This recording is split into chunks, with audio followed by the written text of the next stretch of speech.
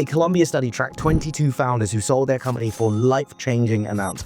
All 22 went through serious grief. Why? They didn't sell a business. They sold themselves. If your identity is fused to your business, you are not building a company. You are building a very expensive prison. And the bars are unfortunately made of your own achievements. I want to show you how this fusion happens, why it's so dangerous, and what to do about it before the exit forces the question that you don't want to answer. By the end of this video, you're going to know whether you've fallen into the achievement identity trap and how to get out before it's too late. Here's a question that will reveal everything about your relationship with your business. Who are you when the business is gone? Not what would you do, not how would you spend your time. Who would you be? And if that question makes you uncomfortable, you're not alone. Most entrepreneurs can't answer it because they've never separated their identity from their output. Researchers at Columbia Business School followed 22 founders through the process of selling their companies. And these weren't small exits. We're talking life-changing amounts of money.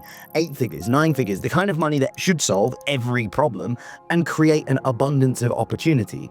But all 22 founders went through what the researchers called post-exit grief. Not disappointment, not adjustment issues, grief. The same psychological process you go through when someone dies. But something did die. The version of themselves that was defined by building the company died. It doesn't happen overnight, it's gradual and then sudden. In the beginning, you are David who's starting a business. The business is something you do, not something that you are. But as the business grows, it demands more of your time and energy and attention, and the boundaries start to blur. You start introducing yourself and your company name. I'm David from X, Y, and Z. You start measuring your worth by the company's performance. When you have a good quarter, you are doing what you're meant to be doing. You are who you're meant to be. But a bad quarter makes you a failure as a human being. You are going to start making decisions based on what's good for the business, even when it might be bad for you personally. The business becomes the priority and you become a resource to that end. And eventually you can't tell where the business ends and you begin. You've fused your identity completely with your output. Each milestone deepens the fusion. Every success makes you more convinced that you are what you've built. The first million in revenue, I am someone who can build $1 million business. Your first 10 employees, I am someone who can lead a team.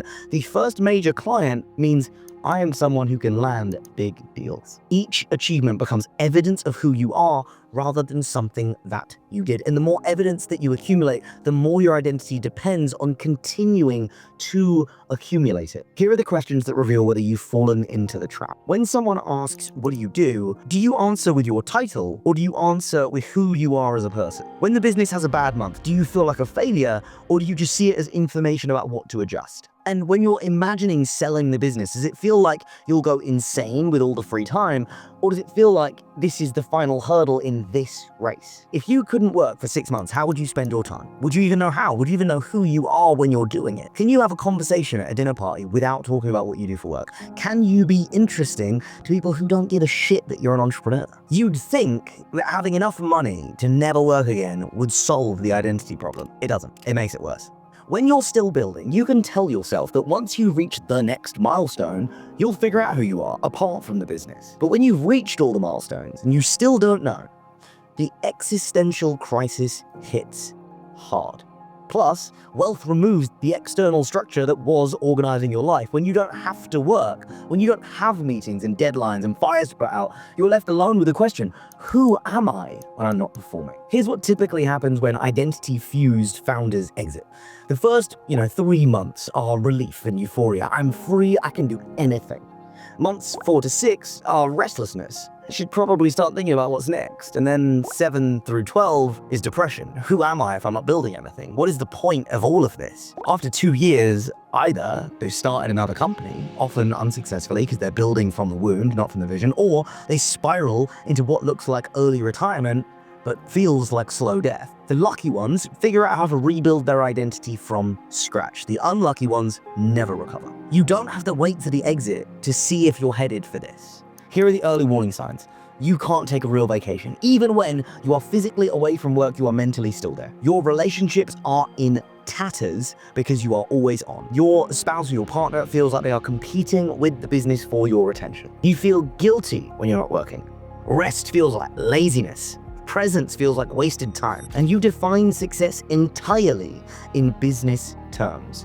Revenue growth, market share, you have no metrics for success as a human being. You have lost touch with who you were before you started the business. Your hobbies, your interests, your personality, all consumed by the company. The good news is you don't have to wait for an exit to address this. You can start rebuilding your identity while you are still building the business. First step, separate your worth from your output. Your value as a human being has nothing to do with the quarterly numbers. You are not your business's results. Step 2, rediscover who you are apart from what you do. What did you love before you started the business? What would you do if money weren't a factor?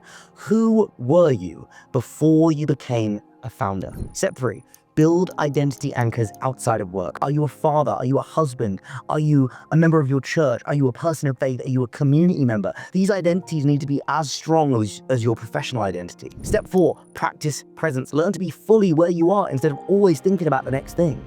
Your family doesn't need a provider who's physically present but mentally absent. They need you in the room. Step 5, define success in human terms. What does it mean to be a good father? What does it mean to be a good husband? What does it mean to be a good friend, a good person? These metrics matter way more than the business metrics if you want to be a real person. I know founders who have built massive companies without falling into the identity trap. They treat the business as a vehicle for expressing who they are, not as the source of who they are. They can walk away from a bad deal because their worth isn't on the table. They can take real vacations because their identity doesn't depend on constant performance. They can be present with their families because they know who they are when they aren't working. They build from wholeness, not from the wound. And ironically, they most oftentimes build bigger, more sustainable businesses because they're not making decisions from the desperate energy of someone who needs their business to validate their existence. You have a choice to make. You can continue building your identity around your business, knowing eventually you're going to have to face the question of who you are without it. Or you can start answering that question now, while you still have the energy and the resources to rebuild consciously. The business will end someday, either through exit or failure, or your own mortality. Your identity doesn't have to end with it. Identity fusion is a level 3 problem. It is the fundamental choice you make about who you are. The technique to rewrite identity level beliefs is called Says Who, and I cover it in detail in another video. If you want to know how to actually change these deep patterns, watch that next.